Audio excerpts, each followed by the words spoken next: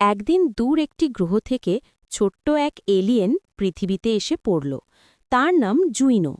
নরম সবুজ শরীর, বড় বড় চোখ আর দারুণ কৌতূহলী মন। জুইনোর স্পেসশিপটি জঙ্গলের পাশে ভেঙে পড়ে আর সে ভয়ে পেয়ে চারদিকে তাকাতে থাকে। ঠিক তখনই গ্রামীণ এক সাহসী ছেলে রিশান তাকে খুঁজে পায়। প্রথমে দুজনেই একে অপরকে দেখে ভয় পেলেও ধীরে ধীরে কথা বলতে শুরু করে।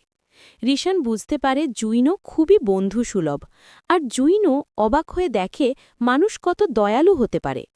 তারা মিলে স্পেসশিপ ঠিক করার জন্য জঙ্গল জুড়ে অ্যাডভেঞ্চারে বের হয়। জ্বালানি পাথর খোঁজা, নদী পার হওয়া আর লুকোনো গুহার ধাঁধা সমাধান করা।